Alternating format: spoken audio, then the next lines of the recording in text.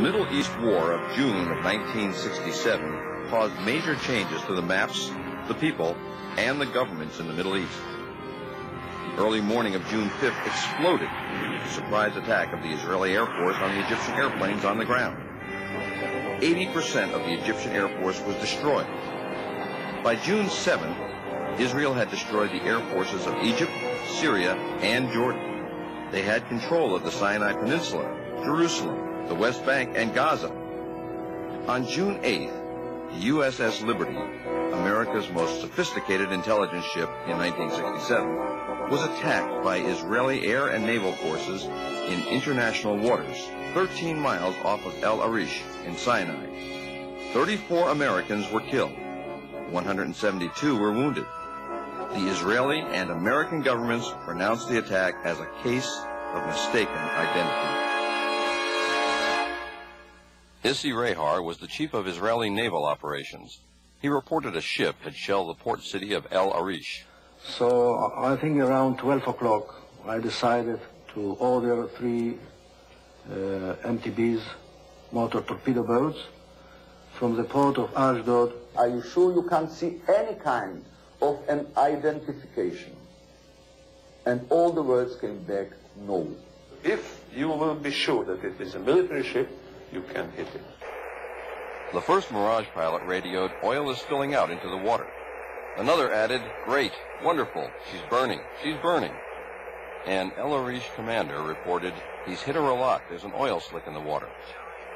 Then headquarters asked, "Menachem, is he screwing her?" The next wave was super Mysteres with 1,000-pound bombs and canisters of jellied gasoline. Someone in Southern Command called, "He's going down low with napalm all the time." The flight leader noted, "It would be a blessing if we could have iron bombs. Otherwise, our Navy's going to get here and do the sinking." A pilot interrupted, "Pay attention. The ship's markings are Charlie, Tango, Romeo 5. There's no flag on her." And headquarters ordered, "Leave her." The time now is 14:12, and he says, "I see CTR 5. And the minute we hear that, the Air Force stops all operations and says, "All our aircraft, all our attack aircraft, please stop." I must say that at that point in time, in my mind, it was an American ship. But that opinion was not shared by the commander of the torpedo boat squadron. He believed it to be a small Egyptian freighter, the El Qasir. We told him there are some doubts about identification. These doubts, incredibly, did not reach the commanding officer who ordered the torpedoes launched. That the order did not reach the commanding officer on the bridge where you launched the torpedoes. At about the range of 1,000 yards, or a little bit more than 1,000 yards, I ordered to prepare the torpedoes and ordered that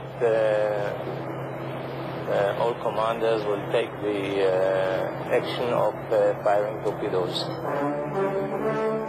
This is the story of the attack on the Liberty, told by Israeli and U.S. government sources. Now, we are going to show you what really happened.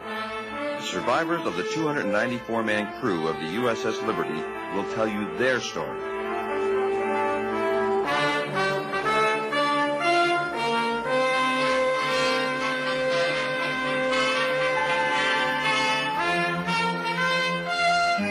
I'm Tito Howard, the producer of The Loss of Liberty. The host for this program about the attack on the USS Liberty will be Dr. Richard Kiefer, one of the many heroes that day.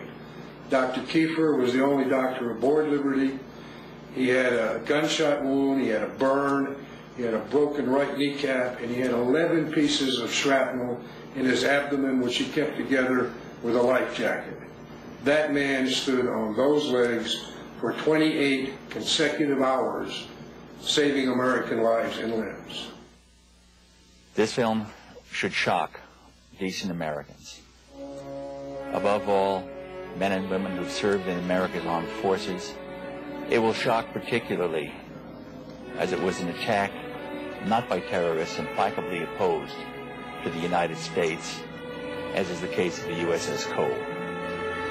The Liberty is the most decorated ship in the history of the United States Navy. 840 medals, including the Medal of Honor for her skipper, the Presidential Unit Citation for her crew, 2 Navy Crosses, 11 silver stars, and 204 Purple Hearts. The day before, I was topside when Israeli planes came by, and very close where we could wave to the pilots, and they were that close where we could wave back. It was a very clear day. It was a warm day. Sunshine was shining brightly out. Nice breeze blowing, and I distinctly remember hearing the flag flapping in the wind. There was approximately 13 sorties of our ship from 6 o'clock till 12 o'clock in the afternoon. We had a general quarters drill that lasted 45 minutes or so. Our captain, like me being an engineer, really believed in watertight integrity and making sure our people were equipped and knew how to fight fires and repair damage. I was coming to go back to the Trescom area, and I stepped out on deck. That plane came by and looked right in the cockpit. If you waved, I waved. That's how close they were, and they knew who we were. Well, all the recon flights that they had that morning, looking at our ship for approximately 6 to 7 hours, they had a good idea of what they were doing, and they hit us hard and fast with everything they had. Commander William McGonigal, the ship's captain, although he had been badly wounded, most of his bridge crew had been killed. He stayed on the bridge throughout the attack and the long night that followed. Admired and respected by his crew, he received the Congressional Medal of Honor for gallantry. When the plane struck, it was without provocation and certainly unexpected. And they seemed to descend on us from all directions at the same time. Those rockets and machine guns tore the ship. It killed men on deck. And we were defenseless. I heard this big bang, and there was bullet holes all behind in the cushions of the couch that I just left. And by the time I got to the door of the wardroom, the skipper was on the PA system that we were under attack by unknown forces, man your battle stations. Then the regular general quarters sound alarm went off, and right across the hatch from the wardroom is where I would go through, down 2 decks to my station. When I went through there was one rocket that came through and helped me to get down 2 floors in a dead-burn hurry. When I got up off my knees down there, well, we were well under attack.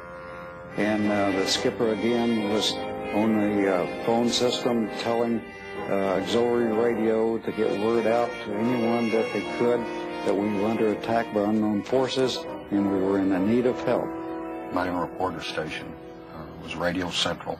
It was my responsibility to keep up, ship-to-ship or ship-to-shore communications.